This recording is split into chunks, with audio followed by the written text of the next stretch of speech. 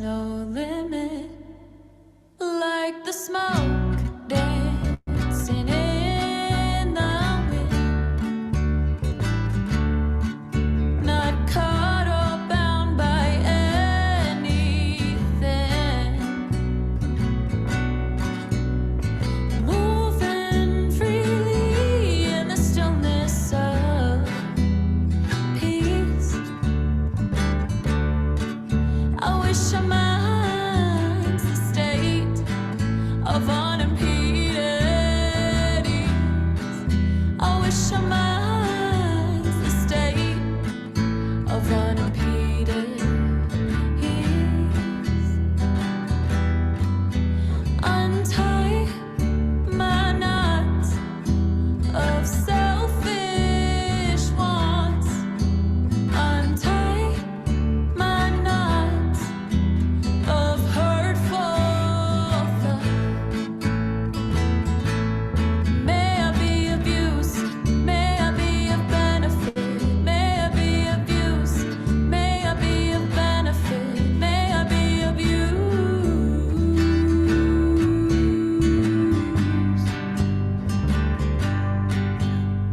Compassionate action has no limit, like the smoke dancing in the wind, not caught or bound by anything, moving freely in the stillness of peace. I wish our minds the state of unimpeded ease. I wish our minds the state of unimpeded ease, like the smoke dancing in the wind, not caught or bound by anything, moving freely.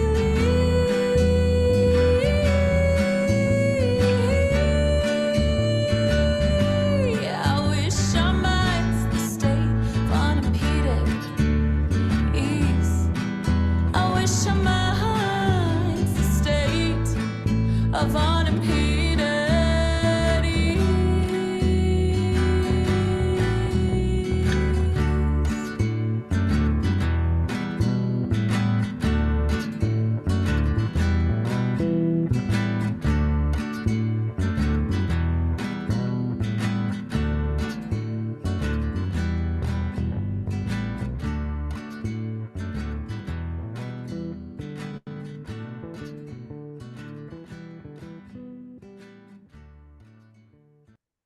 Also, sometimes we should be clear on what we're doing and why we are doing it. We talk about mindfulness, and we have this way of looking and understanding mindfulness. But the Dharma points us to a reality that is ever present in every moment, only if we enter into it. So if we enter into a saying, a teaching, a Dharma, whether it's delivered in words or whether it comes by a song, and we don't enter into the substance of that, we haven't done anything. Well, that's why I asked you to play it again, because we were like either like just listening or just singing, but there was no active entering into it. So in some traditions, they speak of this as like the offering of incense, and that the incense burns until the fire is consumed. The fire being consumed means until we and what we are contemplating or what we are saying or what we are thinking becomes so interfused that we become one with it. And because we miss this kind of engagement in life, we fail to reach and attain the promises of the Dharma in our practice. And so we should pay attention to how we walk through our life minute by minute. Is there that energetic connection in what we're saying or what we're thinking or what we're doing? Is that genuine? Is that really there? And if it is not, then we have to find our way into it. This reality is not this opposite of illusion. We use these words to try to describe things, but we have to know how insufficient words are, because what something means to one person doesn't necessarily mean the same thing to another person. If I say that I am thirsty and I want a drink of water, the taste of that water, the taste of that water that I just drank, only I know it. Only I know that taste. This is kind of difficult to talk about. I'm going to do my best. You cannot really understand a thing until you yourself, from your own wisdom, have partaken of it.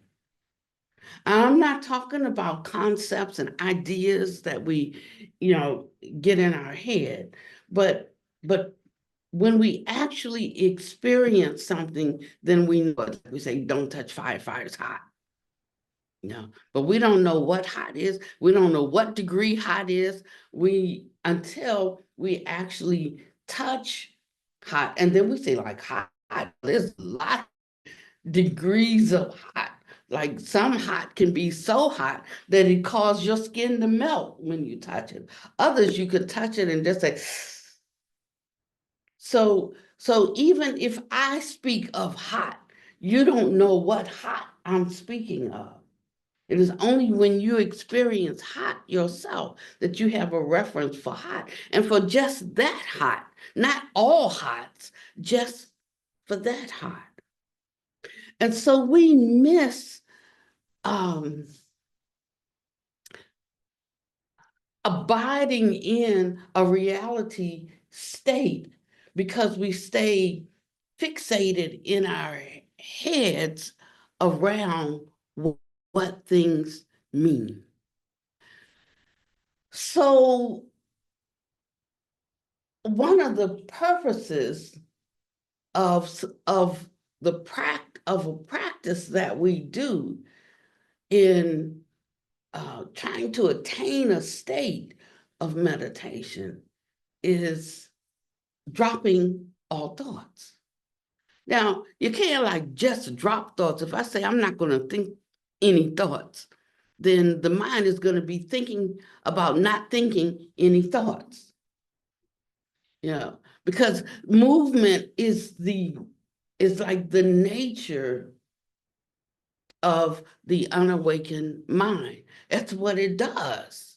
It's constantly examining, analyzing, measuring, and it would go against its own nature if it could, but it can't, because that's its nature. When we awaken to the Buddhic mind, it's not so much that it has now just stopped and dropped into an assessment of one place. It is that it is so vast that it contains the totality of things. And so it can choose or not choose to focus in on one thing, or not seeing that one thing as being different or apart from or separate from the 10,000 things. So get what I'm saying, that there's a difference between this and that, and this and that being a part of a singular totality. That's the only difference between an ordinary mind and a Buddhic mind. That's the only difference in our narrowness, how we confine, how we cannot see that anything that we land on is a part of the whole, is a part of a unified field.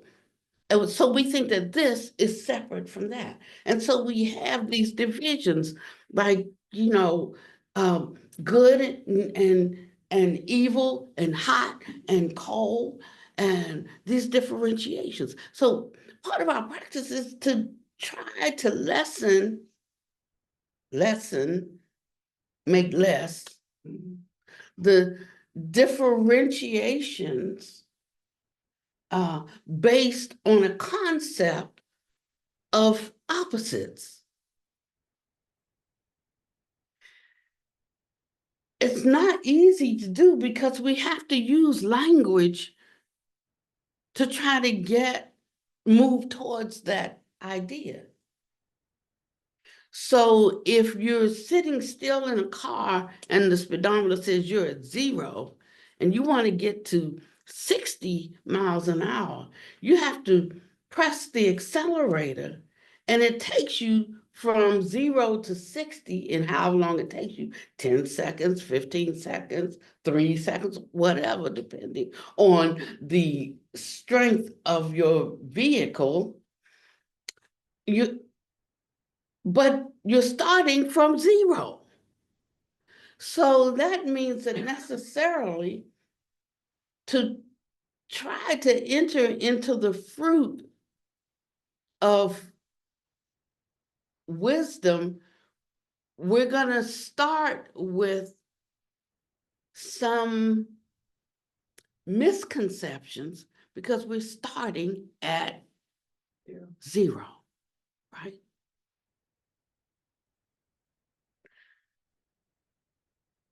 And when we get up to 5 miles an hour, we only have 55 more to go. We get to 30 miles an hour, we have 30 to go. But at 30, we have some momentum now. We're moving towards the finish line. We're moving towards our goal. But the momentum that's propelling us is no longer at the power of 0. It's at the power, the force of moving at 30 miles an hour. And that's not the same as how we came out of the gate. I mean, when we talk about all worldly Dharma being Buddha Dharma, it means that you could just look at just how the natural operating of things in our phenomenal world all point to the wisdom of the Dharma. I mean, if I can't understand it in Dharmic language, then there's some kind of scientific way I can explain it, or some type of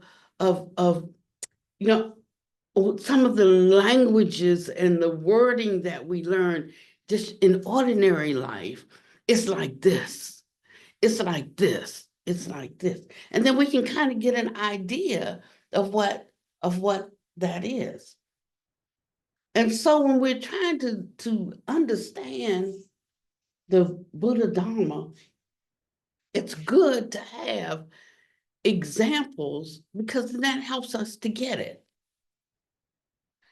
It helps us to understand it in a way that is useful for us. Where? Here in this world with the minds that we have. And the time comes that we are still living here in this world, but we've entered into states that have gone beyond the, like I always speed. And so if the speed limit is 50, then I think, well, I could probably get by with 60 or 65, And I like places like out west, the speed limit is 75, you can go 90. And so I get in trouble sometimes, when I'm here, I drive too fast, not so much now. I've slowed down. I know my limitations, but in times past, I like driving fast, except when I'm with Bill. Bill be like, all leaning over the seat from the back. Oh, hold on there. I'll see the lights changing. Oh, watch out for that car over there. Whoa, whoa, whoa.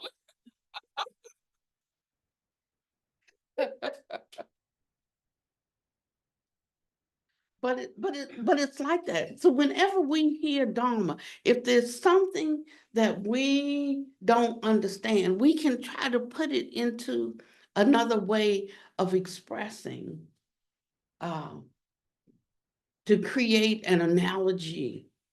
And then suddenly it becomes more reasonable, easy. Oh, I get it. I get what you're pointing to. And so when we use words like faith, we use words like confidence, we have to give a definitive meaning that's action-oriented, that implies entering into the essence of those words to really get the benefit of the Dharma in our everyday life. Otherwise, we will continually revert to doubt and senses of insufficiency. We will vacillate in our sense of we will become unsteady in our practice.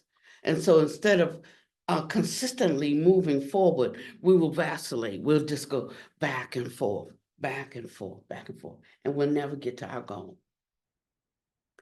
So he tells us ways that we can remain steady when we've gotten to 30 miles an hour, how not to drop back down to 0 and have to continually keep starting over.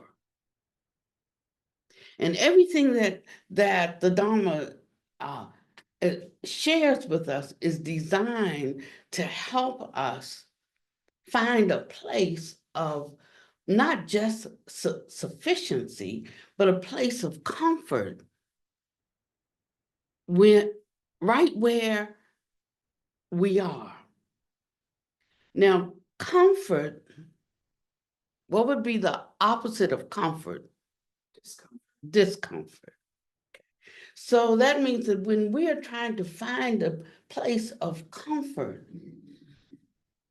then we have to recognize that its equal opposite has to be a part of our purview. That means that comfort then no longer can be defined as what makes me happy, what makes me content, what makes me feel pleased, what makes me, but it includes equally the challenges that bring about what? Discomfort.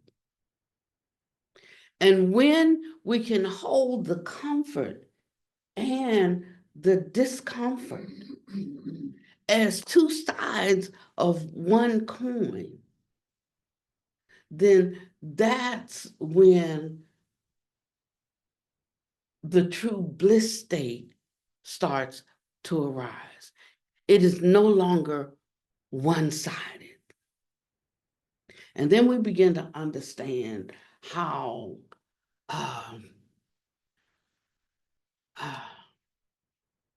striving brings a kind of joy, how overcoming hardships bring a kind of joy, how enduring to the end brings a kind of contentment.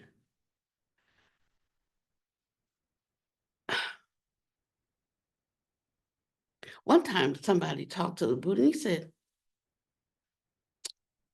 he was asking, well, if practicing this way, will it give me this? Will it give me that? Will it give me this? Will it give me that?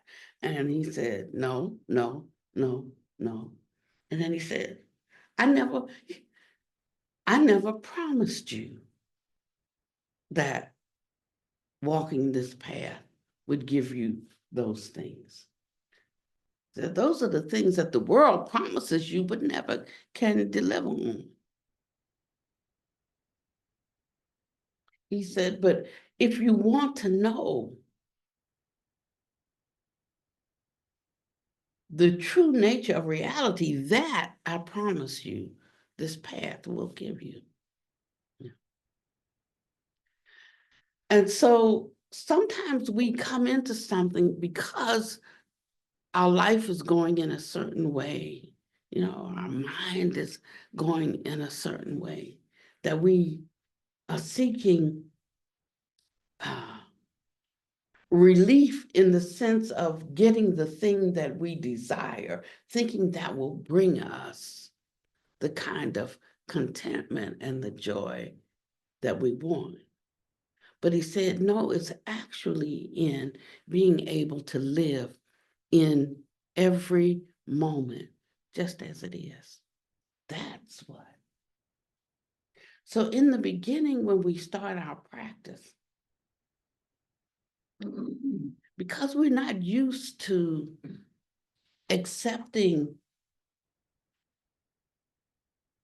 what comes with the present moment without being decidedly for it or decidedly against it, we have difficulties. We have difficulties with each other. We have difficulties with the Dharma. We have difficulties with what's going on in the world. We have difficulties. And so he says, you have to understand that this present moment cannot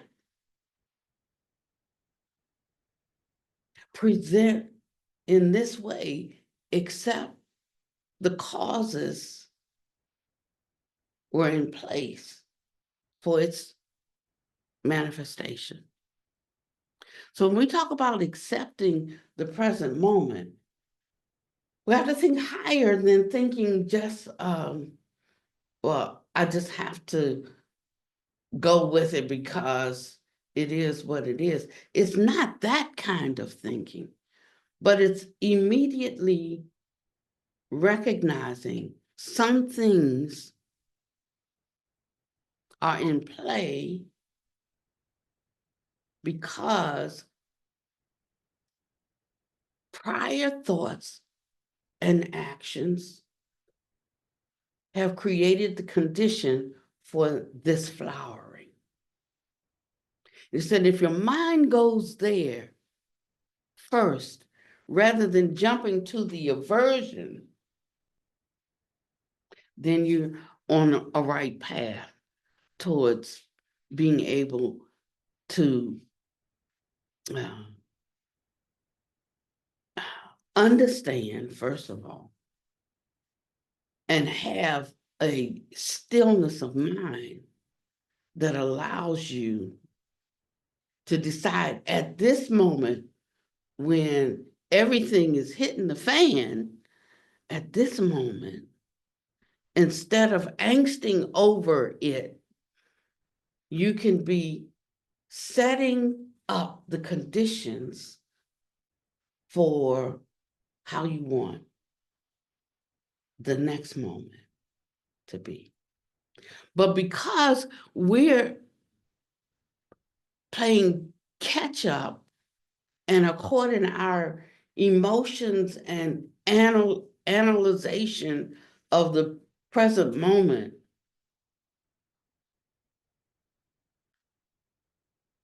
we can't find a way of escape. And that is what suffering is. It's more than just, I don't like it. It's what I'm saying to you. It is a fundamental ignorance, a fundamental lack of understanding. That's what ignorance is, a fundamental lack of understanding. It's not like dumb, stupid, so don't think that way. But just think a lack of being able to recognize when something is arising, that it is impossible for it to be presently here, except conditions have allowed for its manifestation. And so as one grows in wisdom, one begins to think or try to understand or comes to learn to know, like, what condition produces this result. That's the beginning. That's the beginning of wisdom. But further down the road, we find a more resourceful way to use our understanding. So in the beginning, it's the acceptance that conditions, were present to create this manifestation, this fruit. And that can be used, hindsight can be used as foresight so that you don't make the same mistakes maybe in the future. But that doesn't help now, that just helps us in the future. But once we recognize this, foresight can become insight. And the insight says, this moment is upon me. And if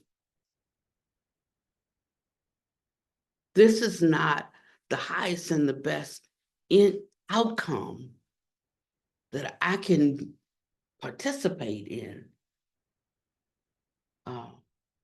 what action,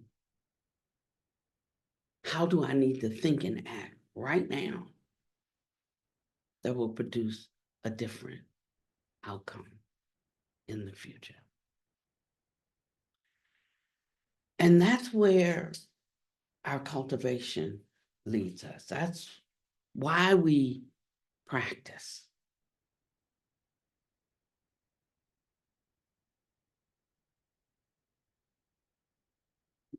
And if we use our mind in this way,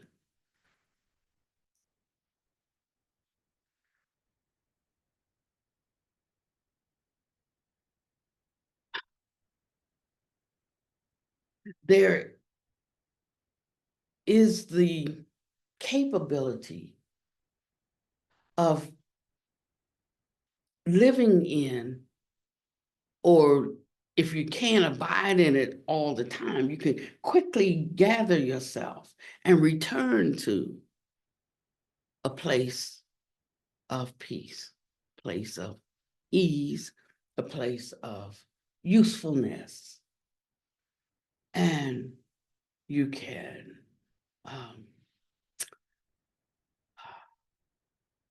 I'm always talking about solve your own problems, you know, you can, but it's even more than that.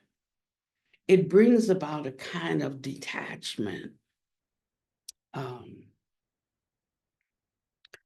that allows you to be with what comes in the course of the day, knowing there are many different people with many different minds and many different views and many different needs. And as your awareness of this expands more and more, you become a little bit less tied to your own needs and your own view and your own mind stream,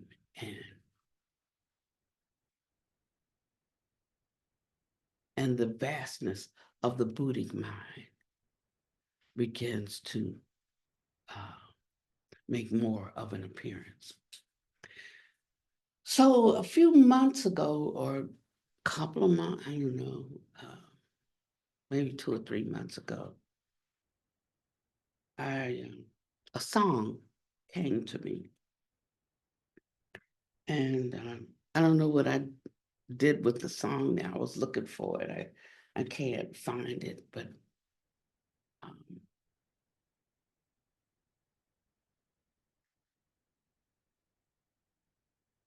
but in the song, I wrote words that weren't they weren't my usual words, you know, they weren't comfortable words. They're not words like I would talk if I was given like a Dharma talk. And I was trying in the song, it seemed like something about, I had some feelings of separation of mind, consciousness, and body. And so what we might call out-of-body experiences. And I was trying to put in words what the experience was like. And I used some words in there that aren't words like I would use, like as I entered into the darkness of the night.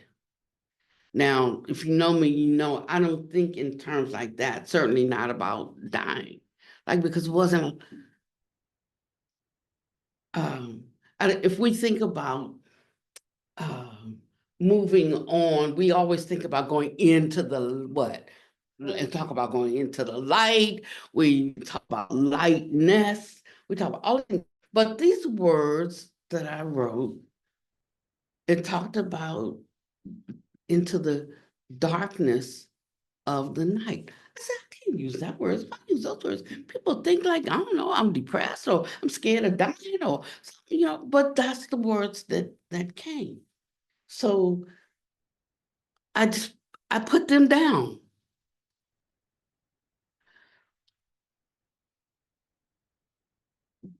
But 2 nights ago,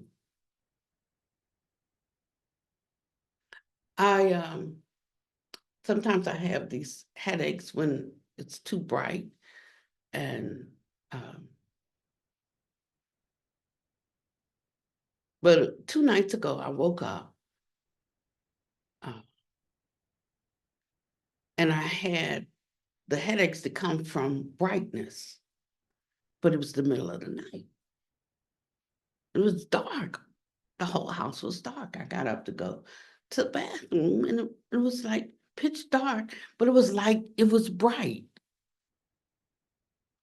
And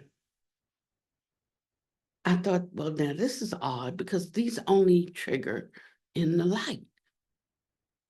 But I went on back to bed and I put my eye mask on, my sleep mask on. So I woke up the next day and it was like 8 o'clock. So now it's fully bright. But when I woke up, I had the eye mask on. And it seemed like it was the middle of the night. So I took the eye mask off and glanced at the clock, and I was amazed. You know, I actually slept for several hours because I had the darkness, because of the darkness of the eye mask. And in that instant, I didn't understand what was happening.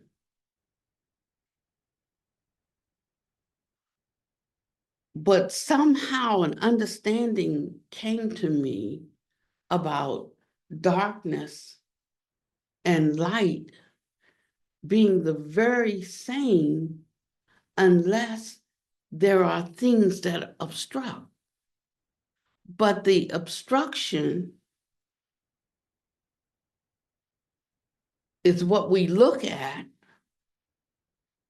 and the means by which we determine what something is. So I thought it was night because I had the obstruction on.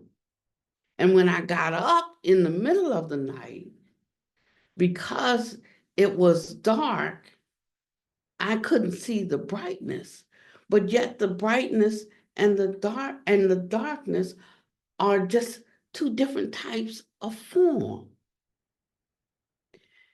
And I didn't understand what I was seeing. But suddenly I understood the joy that I was feeling in that transitioning that I called light. I could just as easily have experienced it in the darkness. But I make a distinction. I have a concept of light and dark. It just is what it is. But because I make distinctions, I create or bring into being a world fabricated by my mental distinctions. I might not be getting this over to you today. I apologize for being so inept.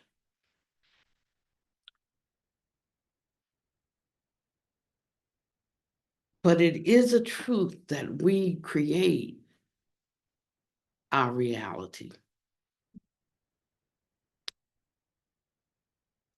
And when we can see it in little snippets like this, it changes us in a certain way if we will allow it to.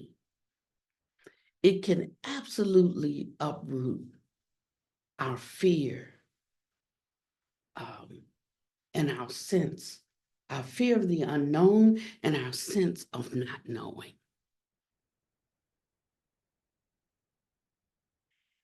It requires a relinquishing of control in a certain way. And the very things that we are afraid of that are inevitable in our space-time, time-space, space-time continuum, we can approach and pass through them without fear.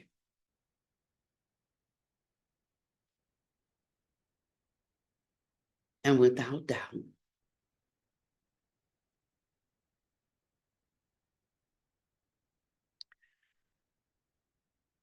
and who and what we think are hindrances in our life. This has to do with mistaken appearances. Now, all of this is inner work. You see what I mean? This is our work. We're so busy trying to do work out here, or trying to look like this for somebody, trying to be like that for somebody, trying to achieve this, trying to attain that. But this is our work. But if we're willing to do this kind of deep reflection, and then to be able to do it, I mean, like, if we don't know it, how can we do it? How can we reflect on it? So that's why we necessarily need a guide. Someone that we think is wise, or at least just wiser than me. And if we can submit ourselves to this, then we can know something beyond our fears and beyond our grief, beyond our sense of loss, and even beyond our sense of gain. We'll no longer be afraid of gain, and we'll no longer be afraid of loss. We'll no longer be afraid of praise. We'll no longer be afraid of blame.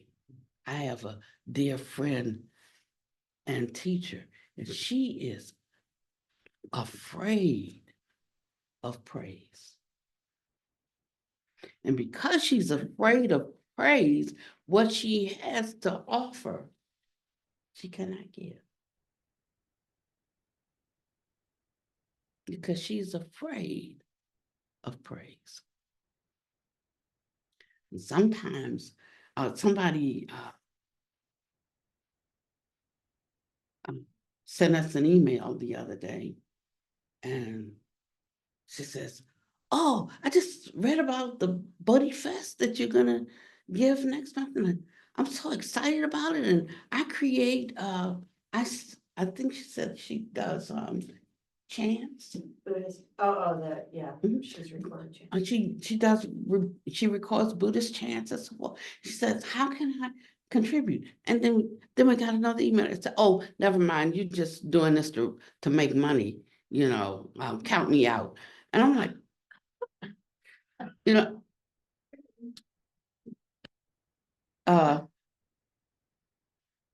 so All from within that person's own mind. You didn't respond yet, right? I'm not going to. I was going to, but that would have been Pannavati responding. You see, I don't need to defend.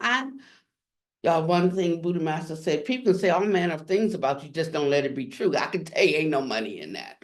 But I can tell you that, but just a sincere offering to say, I know, you don't know what all that Buddhist talk is all about, and I think it's important that we can share the Dharma, but not in a doctrinal way, but just share some of the sense of how we see and hold the world in ordinary ways, through film, through art, through music, so it's not like having an evangelistic event, and we can go and talk about what the Buddha said. It's not that at all. It's just for people to have a gentle exposure to how we hold and appreciate life. And you can see in just in ordinary ways. That was it, that's it. And this person went all the way around the moon on what we're doing and why we're doing it. And so Busita, dear Busita, makes this nice email, and I'm like, just don't let it be true. What can you say to a mind like that? I mean, nothing. Well, Pannavati had some ideas of, but I tamped her down. You know, I keep my Dharma dagger for that vampire, and I tamped her down. So I just decided I wouldn't respond at all. Yeah, I just leave that with that. So you have to be able to accept praise and blame. And for about 3 minutes, it pricked me. But that's when I had to use my practice. What does the Dharma say about? First of all, I mean, people can say whatever they want to say, but what was rising up in me? I had to stop looking at her and check in with what was rising up in me. And I just dealt with that, what was rising up in me. And after that, the fire was just gone. And so this is our work. But if we do it, I tell you, we will come to know about that peace that's beyond understanding. And we will be useful for the Dharma. But it's not through learning so much, but it's through applying the little bit that we will allow to come in. So I was thinking today that sometimes we try to get too much. We try to do too much and we get overwhelmed. And different people have different capacities for doing, for taking in, learning, for walking in what we learn. I can know that that's the right thing to do, but I just don't have the energy to do it. I just,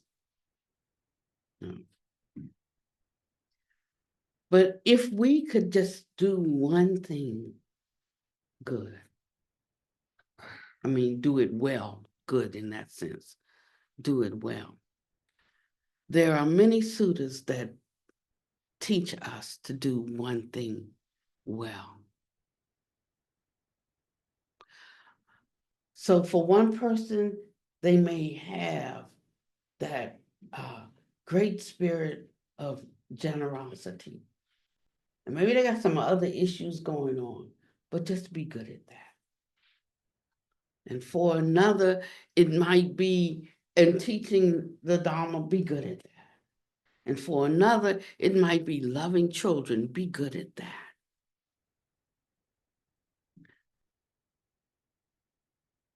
And sometimes we can start to identify with what we do. That's where we're in a little bit of danger, when our sense of worth comes from what we do well. So just do it well. You don't pick up an identity from it. You just do it well, that's all. And if we just do that well, it's something about going deep that transfers, it crosses boundaries. And you start to be able to do 2 things, 3 things, 4 things well, because you went deep with one thing. Instead of flitting across the surface, doing a little bit of this, a little bit of that, a little bit of effort, a little bit of, do one thing well. Give it your all. Put all of your energy, with all of your might, with your full attention, with your full commitment. And as you go down deeper and deeper in the execution and the understanding and the depth and the richness of one thing, Like you become deep across boundaries. So the Buddha said that when we dive into the water, some swim along the surface, some go deep. Both are in the water. But there is something more to be attained in the richness and the accomplishment when one goes deep. You know, when you meet somebody and they like superficial versus one who really sees you, who really gets you, who really understands you. You know it. Because we start to erase the divisions that float along the surface of the thinking mind. And we start to enter into the depth of our unity and our oneness. And sometimes you can't even explain it, the connection. You just know it. And this is where we are in this time, when everything is so superficial. We can go deep. There was a song I used to like when I was in the world, you know what I mean? Like, and it was, won't you come and dive with me, skin diver. And that meant a certain thing to me at that time, you know, but now it means something else to me.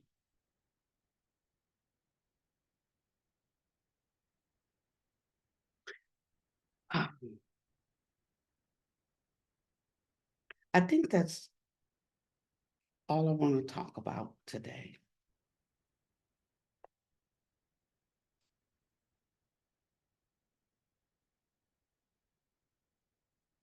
The Dharma has within itself no depth.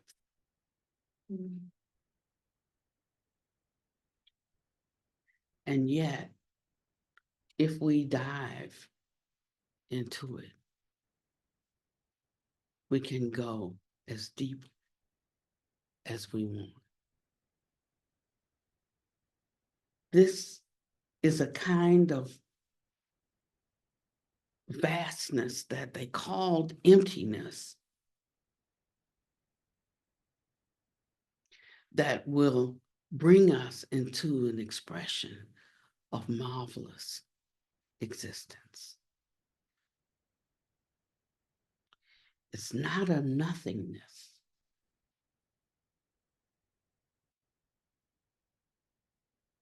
But it's a state where everything exists. And we choose our reality. How can you use this teaching this week?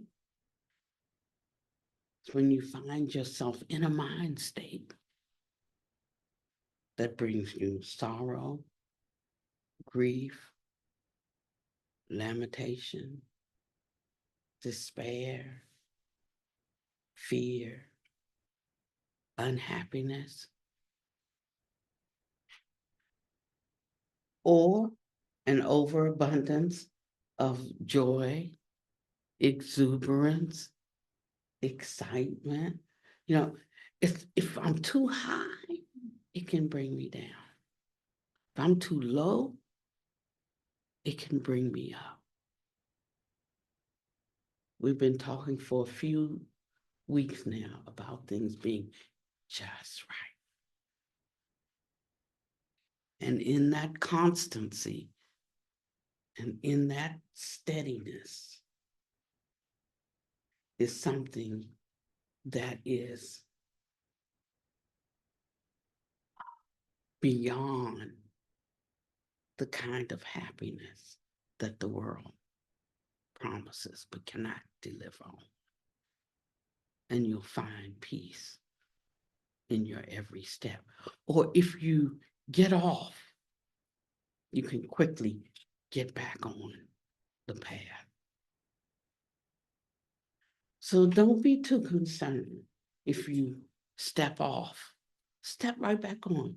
And you don't have to ring your bell, ding, ding, ding, ding. I know I was off, but I'm back on now. No, you just step back on and keep on going. That's it. When you make a mistake, he said, acknowledge it and change it. That's it.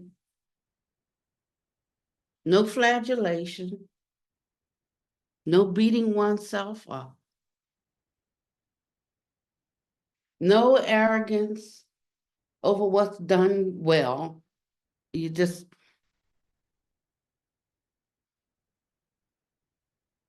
and in that way, that self will diminish. You don't have to try to tamp down self. Self will just, it will disappear. There won't be the thought of self that I have to be this, have to do that, gotta say this. Because that's where all our suffering comes from. That's it. And you start going through the day, seeing the wonders of the day, participating in the benefit of this moment, being useful without being exhausted, able to get up and start over again and again and again. And you can find the joy of life no matter what your circumstance. That's the promise. This I have tried it for myself. So I speak it to be true from my own experience. And whenever I fall short, I know that it's not because of the insufficiency of the dawn, but just my mistaken understanding of it. So I go back and I strive to understand it again. I might not get it today, but I might get it tomorrow or the next day. And that's what keeps me coming back continually to the Triple Gem as my refuge.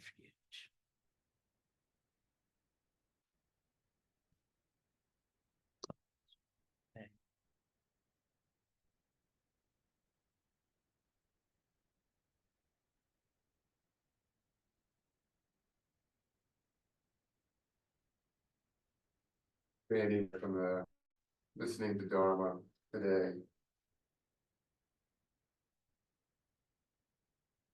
Go to benefit all living beings struggling in samsara everywhere.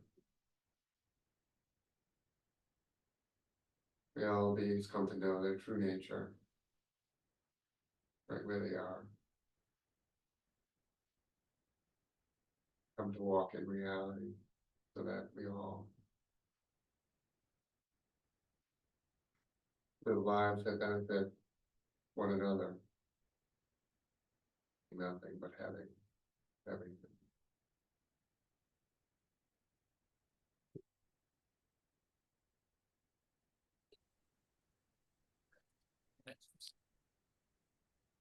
Thank you, Pannavati.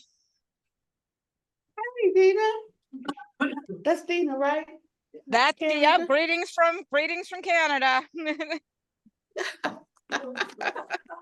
So, and I get Thank you, slippy Linda. service here, but I got it just long enough for the talk. So we love you. Love you too. Bye. Thank you from Harlem, New York. Hey, Angela. Thank you, Venerable Pannavati. This is you from Redwood City, California. Beautiful to hear you. No. Mhm. Lauren, she joins. Lauren. Yes, I'm from, Oh. I'm in Kazakhstan, so greetings from Kazakhstan. Kazakhstan. What time is it there? It's 10 What p.m. time is it? 10 Oh, p.m. that's dedication. Oh, thank you, thank you, sister. Thank you. Tokum, and who's that at the bottom? Yeah. Oh, pictures up in the kitchen. Thank you all. Thank you.